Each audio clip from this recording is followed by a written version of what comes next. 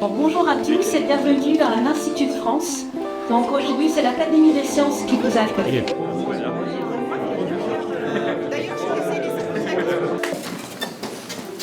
Donc j'appelle Aurélie Clairaut, cofondatrice et directrice générale d'Onata. Jacques Perter, ex-directeur d'immobilier d'Airbus. Et puis Michel, que vous avez eu l'occasion déjà de rencontrer. Aurélie, je commence par vous, puisque vous êtes la praticienne de cette table ronde. C'est vous qui êtes confrontée aux besoins et aux difficultés au quotidien aujourd'hui. Je vous laisse du coup introduire cette table ronde sur la façon dont vous voyez ces questions de financement. Bonjour à tous. Donc oui, Aurélie Clairaut, je travaille pour Onata, je dirige Onata qui est la structure d'Arca Real Estate en charge de l'AMO, MOD et de conseil technique et ESG pour le compte des clients internes, Arca Real, Arca Real Estate et les clients externes. Donc je représente surtout Arca Real en tant que pour témoigner du parc et des problématiques qu'on a de solarisation. Donc Arca Real aujourd'hui, on a 5 sites qui ont déjà du photovoltaïque. Souvent des sites neufs, logistique ou messagerie, et qui ont été développés par des promoteurs. Donc c'est des sites récemment neufs, qui ont été en gros construits en 2023-2024, et qui ont dû respecter la réglementation liée au neuf, et non pas à l'existant. Et aujourd'hui, donc, on est un peu au pied du mur, puisque forcément, on a parlé de toutes les réglementations en cours, côté société de gestion, avec du patrimoine.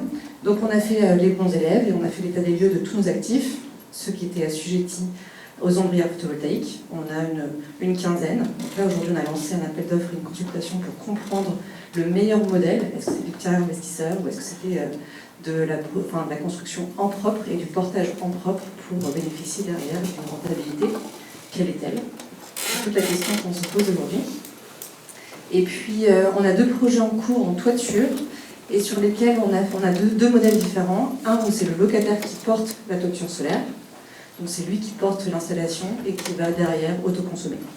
Donc là, le bailleur, pour le coup, en tant que propriétaire, on ne regarde pas le sujet. Et puis ensuite, le second, et c'est là où on a pas mal de problématiques aujourd'hui, 2500 m² de toiture solaire à installer en extension sur de la logistique. On a fait un appel d'offres de tiers investisseurs. On se rend compte aujourd'hui que le loyer qu'on peut toucher sur ce tiers investissement est moindre que la surprime d'assurance qui va avec. Donc finalement, en tant que bailleur, on doit payer plus pour pouvoir installer. Bon, après, il y a le sujet réglementaire, hein, bien sûr, on n'a pas le choix. Mais ça veut dire quand même que finalement, la rentabilité qu'il y a sur du solaire, potentiellement, n'est pas... le bailleur ne le voit pas, le propriétaire ne le voit pas. Donc c'est vraiment la problématique qu'on a. Donc on est en train de regarder potentiellement à investir en propre ou à faire des négociations avec le locataire pour potentiellement valoriser cette énergie à un tarif de rachat plus important et donc potentiellement avoir une rentabilité bien meilleure pour le tiers investisseur et donc un loyer pour nous plus intéressant également. Donc c'est là où on se rend compte que c'est vraiment du tripartite quand on est en tant que propriétaire avec un locataire derrière. Il faut vraiment avoir le locataire, le tiers investisseur et le propriétaire. Merci Aurélie. Jacques, dans ta vie de praticien chez Airbus, tu voyais comme directeur de l'immobilier énormément de problématiques, dont le PV en autoconsommation n'était que l'une d'entre elles. Tu as un point de vue assez arrêté sur la question, me semble-t-il. Alors, je crois qu'on n'a pas toujours à l'esprit le fait que quand on aborde une nouvelle surface en tant qu'occupant, utilisateur, puisque je me ferai la voix de l'utilisateur ici, on a certes une pression réglementaire, mais on a une liste de CAPEX qui n'est pas toujours la bienvenue, et il y en a beaucoup qui arrivent immédiatement, et c'est d'autant plus embarrassant si on est locataire. Donc on doit investir pour que les espaces de travail soient conformes aux nouvelles façons de travailler. Et aussi, et notamment, et ça c'est immédiat, on doit beaucoup investir pour la sécurité, le contrôle d'accès notamment, et l'installation des réseaux informatiques qui, vous le savez, sont de plus en plus complexes. Et il faut garder à l'esprit que sécurité et réseau électrique, c'est facilement plus d'une année de loyer. Donc ça, ce sont des CAPEX qu'on amène à sa direction financière dès qu'on arrive. Et donc, on a beau avoir une forte conscience écologique, l'investissement dans du photovoltaïque peut être relégué en fin de liste, et donc pouvoir le sous-traiter est quelque chose de très intéressant à ce titre-là, en termes d'approbation. Deuxièmement, on se trouve dans une situation où l'amortissement de l'investissement va bien au-delà de la visibilité qu'on a sur l'occupation. On n'a jamais, par rapport à vos clients internes, vous n'avez jamais une visibilité d'occupation qui va au-delà de 3 ou 4 ans. Et les baux ne vont jamais bien au-delà de 6 à 9 ans. Et si vous faites une installation de ce type-là, le retour sera évidemment bien au-delà. Et donc, pour faire avaler, je dirais, cette contrainte-là, l'externaliser est certainement la meilleure façon de la rendre digeste. Aurélie, un commentaire sur le recours à un tiers pour cela? Le sujet pour nous, c'est surtout l'OPEXisation. Donc c'est comment réussir à finalement transformer des CAPEX, donc un investissement initial, en OPEX, en charge potentielle qu'on peut refacturer derrière au locataire. Et qui vient, et je trouve que ce modèle-là, il est assez vertueux, c'est-à-dire que le locataire, d'un côté, s'il autoconsomme, il a forcément un gain, ça, aussi au niveau du décret tertiaire, on en a parlé. Donc pour le locataire, c'est intéressant de réduire ses charges et d'avoir un gain au niveau de l'électricité. Et en même temps, pour nous, en tant que bailleurs propriétaires, de pouvoir transformer le CAPEX initial en OPEX, ça rend le sujet un peu moins douloureux. Donc ça, on le retrouve sur le photovoltaïque, on le retrouve aussi sur tous les engagements qu'on doit prendre aujourd'hui sur le décret tertiaire, la rénovation énergétique. L'OPEXisation, c'est comment transformer ou rendre indolore la rénovation énergétique. Et donc réussir à mettre en face des économies de charge, un gain réel qui vient financer et refinancer la rénovation énergétique. Alors l'OPEXisation, c'est un terme déposé. J'ai mis un copyright. Absolument. Qui répond bien à un des besoins et une des solutions qui est apportée. En même temps, un certain nombre de normes comptables obligent, lorsqu'il y a des paiements réguliers dans la durée, à les porter au bilan. Est-ce que vous avez des solutions pour ça? Oui, certes. Alors, on est pris en fait entre deux feux sur ces contrats. Donc, nous essayons de développer des modèles contractuels au travers de différentes expériences, les différents cas d'école que nous avons à examiner. On est pris entre un sujet qui concerne le fait que le contrat que nous avons à passer avec l'utilisateur des lieux, consommateur d'électricité, ne doit pas être un contrat de fourniture d'énergie, c'est un premier accueil. Et de l'autre, on a ce souci de normes comptables. Alors ça ne concerne pas forcément l'intégralité des personnes de cette salle, mais pour les entités qui, c'est pour répondre à ta question Philippe, les entités qui présentent des comptes en normes internationales, que ce soit des normes IFRS ou des normes US-GAAP. Donc il y a deux normes qui s'imposent, c'est l'ASC 842 et l'IFRS 16. Eh bien, le souci, c'est que ces contrats ne doivent pas être requalifiés, si c'est possible, en contrat de location, qui oblige à ce compte-là à devoir réintégrer les actifs, l'installation, l'investissement correspondant à l'installation à l'actif du bilan et une dette correspondante au passif. L'intérêt pour les entités, c'était une entité cash, mais c'est aussi une entité de pouvoir externaliser ces opérations du bilan. Je voudrais ajouter un autre point, c'est l'externalisation du risque en tant que tel, parce qu'on parle de finance, mais il faut également parler de risque. Et je voudrais insister sur le fait qu'en tant que tiers financeur, je suis désolé, je me fais un peu de pub au passage là, le tiers financeur, il a vocation à prendre en charge une partie du risque.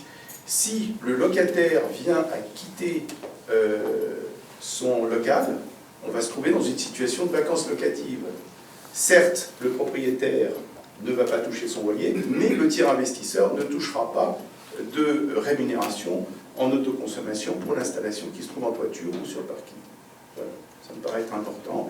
Et en ce sens-là, ce que nous essayons de faire, c'est d'aligner nos intérêts au maximum avec ceux des propriétaires avec lesquels nous travaillons. Très bien. Merci Michel. Et donc, puisqu'on parle de financement et de retour financier, se pose aussi la question de quels sont les leviers pour optimiser ce retour financier. Et je vais passer la parole à Jacques sur les idées qu'il peut avoir dans ce domaine. Merci. J'y vois un élément intéressant pour dérisquer justement le portefeuille de charges, puisque ce dont on a besoin en ce moment, c'est de visibilité, de sécuriser la prédictibilité des charges.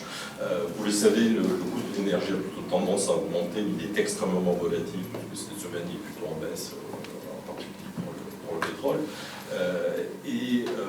je vois dans l'autoconsommation et le fait de le confier à un tiers une forme de couverture financière, une sorte de hedging sur votre consommation, en tout cas sur une grosse partie de votre consommation énergétique, qui vous donne une visibilité. Pour moi, c'est quelque chose qui est très précieux, donc ça vous permet de dérisquer la visibilité sur une grande partie de votre portefeuille de charges. Donc c'est aussi à garder à l'esprit. Peut-être Aurélie pour le mot de la fin sur les usages créatifs de services additionnels qui pourraient vous permettre de tirer le maximum de valeur. Je suis tout à fait d'accord avec le sujet du risque. C'est bien pour ça d'ailleurs qu'on a beaucoup regardé le tiers d'investissement. Ça c'est clair. Oui, on a une autre problématique, c'est notamment à l'étranger. Puisque à l'étranger, on a un peu trop le problème en France, hein, le sujet de congestion, en gros les réseaux qui sont saturés. On n'a pas assez de puissance pour pouvoir alimenter les bâtiments. Donc on se retrouve avec des problèmes qu'on a des extensions ou des rénovations, par exemple, d'un usage à un autre qui est plus énergivore, à avoir un refus du réseau parce qu'on ne peut pas produire et fournir l'électricité à nos actifs. Donc on parle d'électrification et notamment de la voiture thermique qui passe en électrique. Aujourd'hui, on se retrouve avec des problématiques de devoir alimenter des bornes IRE sur nos sites et ne pas avoir, dans certains pays, je pense notamment aux Pays-Bas, mais il y en a d'autres, ne pas avoir l'électricité à disposition pour pouvoir alimenter les voitures. Donc nos locataires se plaignent de ne pas avoir suffisamment de puissance pour recharger leur voiture. Donc le photovoltaïque couplé à du stockage et à des bornes IRE commence à prendre vraiment tout son sens et ça permet d'augmenter l'autoconsommation et donc la rentabilité aussi pour le tiers investisseur. Merci beaucoup pour cet éclairage international. À nouveau, si vous avez eu des questions, nos participants seront ravis d'y répondre. Merci beaucoup, c'est très instructif. Sur la question de rentabilité, j'ai entendu parler de la question d'assurance. Pour ça, je veux bien avoir quelques précisions, parce que je n'avais pas ça en tête. Et deuxièmement, je voudrais savoir, tant par rapport à la table précédente que celle-ci, comment est intégrée la fin de vie de ces installations et le coût de la fin de vie de ces installations. Je commence brièvement sur le sujet assurantiel. Donc là, c'est un témoignage, hein, c'est sur plusieurs sites qu'on a en exploitation et un donc, sur lequel on a fait une étude, pour lequel on a un loyer de, on va dire, 12 000 € sur le tiers investissement. Et la surprime d'assurance, tourne autour de 20 000 à 25 000. Pourquoi ? Parce qu'on est sur une toiture photovoltaïque que sur une extension et qu'il faut assurer l'intégralité du site à ce risque potentiel d'incendie photovoltaïque. Donc on n'est que sur une extension avec une toiture relativement petite, mais on doit assurer l'intégralité du site. Donc ça c'est un exemple, mais pour lequel en effet la surprime d'assurance est très conséquente. S'il y avait du photovoltaïque partout, vraiment... Potentiellement oui, sauf que du coup la toiture initiale sur le bâtiment initial n'a pas été pensée pour pouvoir supporter les charges. Un témoignage complémentaire, je n'ai pas eu de surprime, mais j'ai eu des combats épiques avec mon département assurance ou mes assureurs pour que les installations photovoltaïques soient compatibles avec une intervention incendie cohérente, c'est-à-dire des zones de panneaux qui soient séparées avec un passage, qui ne soient pas collés de toit, etc., inclinés d'une certaine manière. Donc il ne faut pas négliger le débat qu'il peut y avoir autour de ça. Pour les ombrières. Pour les installations sur les toits, sur les ombrières, il n'y a pas trop de soucis. Alors, je vais passer aux fins de vie. On ne les voit pas. Les fins de vie au sens strict, c'est-à-dire les trucs qui ne marchent plus. Aujourd'hui, on démonte des panneaux qui ont été installés dans les années 90. Ils marchent toujours. Donc la fin de vie en tant que telle, c'est plus un problème d'obsolescence. C'est-à-dire qu'on va à un moment donné se dire il est plus économique, il est plus efficace de remplacer une installation photovoltaïque par une autre. D'accord ? Donc je crois que ça c'est important. Une autre manière de répondre à votre question, quand on achète des équipements, que ce soit des panneaux, des onduleurs, à l'intérieur du prix, il y a une cotisation, enfin, je sais pas comment on appelle ça, il y a une quote-part du prix qui est réservée au recyclage de chacun de ces éléments. Voilà. Nous signons des contrats qui vont durer de 20 à 30 ans. Donc l'installation, on l'a vu tout à l'heure, elle est garantie en fonctionnement. Elle est garantie par le fabricant en fonctionnement sur 30 ans. Elle peut continuer bien au-delà. Donc ce que nous faisons, c'est que nous, au-delà de ce contrat, nous cédons la propriété de l'installation au propriétaire des lieux qui en fait son affaire, qui peut faire appel à nos services pour continuer à l'exploiter ou pas. Et du coup, le coût d'utilisation de cette installation, il se réduit singulièrement puisque l'amortissement de l'installation, il est derrière. Voilà, je ne sais pas si j'ai bien répondu à votre question. Au mieux. Oui, donc, dernière question. Bonjour, Paul Lévenez, directeur technique au sein du groupe Strauss, une foncière immobilière dans le tertiaire, donc propriétaire d'environ 100 000 m² de surface commerciale sur la France. Et on n'a pas évoqué les différentes taxes qui frappent les installations de panneaux photovoltaïques, notamment la taxe foncière, je crois, qui dépend du système de fondation qui serait utilisé sur les panneaux photovoltaïques et notamment les ombrières. Alors là, je crois que je vais faire l'impasse sur les taxes qui frappent les taxes foncières. Je voudrais amener juste à votre réflexion le fait que quand vous êtes en autoconsommation individuelle, vous ne payez pas les taxes d'utilisation du réseau électrique pour la consommation électrique. Ça représente à peu près 5 centimes du kilowattheure par les temps qui courent. Ça n'est pas négligeable. Est-ce que quelqu'un dans la salle sait répondre sur les taxes qui frappent la taxe foncière sur les ombrières? Non. Bon. En principe, si vous voulez, l'approche que je prendrais d'un point de vue fiscal, c'est de dire l'assise fiscale, celle qui est répertoriée au cadastre, il y a une taxe qui est déjà prévue au-dessus, c'est la taxe foncière. Donc, dans nos contrats, en principe, cette taxe-là, elle est due par le propriétaire. Le fait de rajouter un équipement, à mon sens, mais je raisonne comme ça, sans vous le donner à 100%, je ne vois pas en quoi l'ajout d'un équipement sur cette emprise foncière devrait rajouter de la taxe. Voilà. Donc ça, c'est le niveau de réponse que je vous donne en raisonnant un peu in abstracto. Michel, il me semble qu'il y a un sujet de démontabilité des ombrières. Qu'elles seront exonérées de taxes foncières. Parce qu'on considère aujourd'hui, c'est validé en tant que qu'une ombrière aujourd'hui peut s'enlever et qu'elle est démontable. Et c'est en ça qu'aujourd'hui, je crois que voilà, merci Sébastien. Il y a un sujet de démontabilité de l'ombrière et des fondations qui permet d'exonérer de taxes foncières. Très bien. Merci beaucoup. Merci à nos trois intervenants.